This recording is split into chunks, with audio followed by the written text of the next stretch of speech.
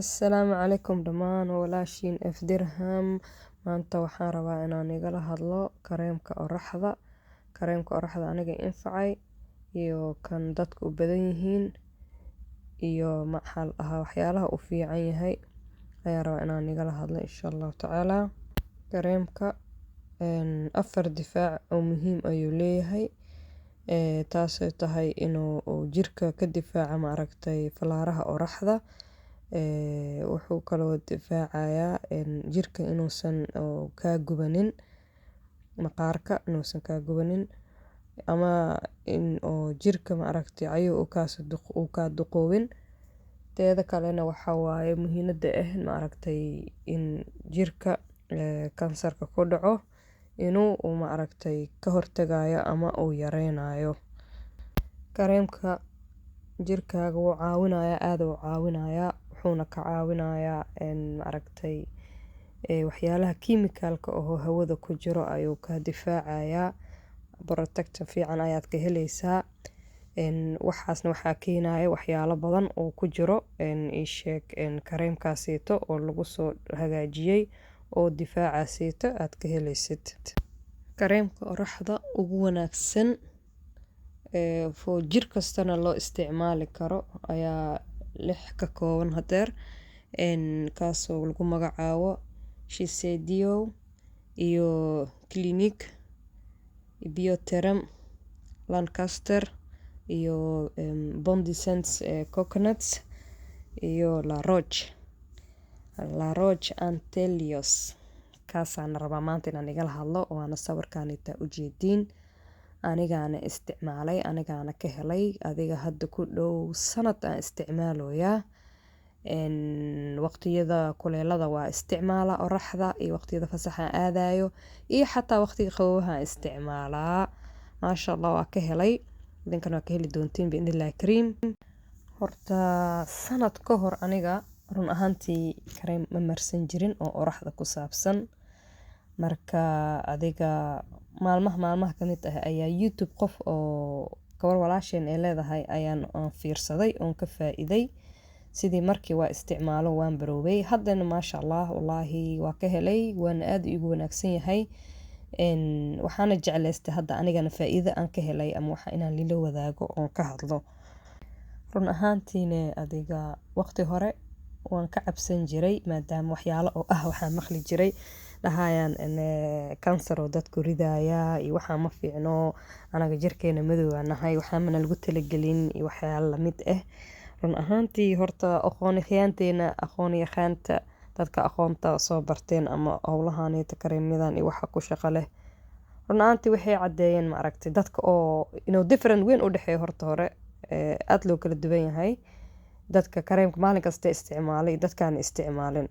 Waxa lagu kala garanayaa waxa waaye waan is barbar dhigay horta. Waxa waaye adiga wallaahi 24% dadka oon marsanin 40% waxaa ka arkaysaa jirkooda duqnimo iyo waxaa ka arkaysaa iyo kadkaduud iyo waxaasaa soo galayo. Marka intaan la gaarinba jirkaaga kadkaduud iyo madow zaa'id iyo caara madow iyo wax inuu soo koro iyo baxtini iyo waxaasito oraxda darteed ama shucaaci intuusa kaa soo dhalin kareemkaaneeto. Markaas subaxdii bijigaaga nadiifisid biyo qabow waxa ku dhaqdid kadibna in kareemkaaneeta marsatid maalintii hal mar marsadaa aniga ahaan. Jirka wallaahi wuu ku kobcinayaa, wuuna difaacayaa. Marka wax oo kareem oo dhagdhag badan oo dufin lehna waxa ma isla markii jirkaaga wuu qaadanayaa. Marka maxal ahaa adiga waa loogu talagalay, waxa u maleysaa foundation yar inuu ku jiro brown yar uu leeyahay, biraq zaa'idna ma ku jiro, biraq ma laha. Jirkaaga caadi wuu noqonayaa. Waxaan u maleynaysaa inuu makeup ku marsan laakiin mana ku marsano, wax khafiif ah ku marsan uuna ku difaacayo oo caadi iska ah. Run ahaantiina kareemka markii oon salaada aan weys qaadanayo waxaasito miga dhaqmaayo. Marka biyo ma adiga jirkaaga badan biyaha ma kaa dhaqaayo, kareemka dhan ma kaa dhaqaayo, jirkaaga waxbaa ku haraayo. Maxaa la dhahaa carre iyo dhididkii waxaasito waxa ma kaa dhibaayo, caadi ahaanaya. Kulley uma baahdo inaan mar walba maanta dhan aan ismariyo.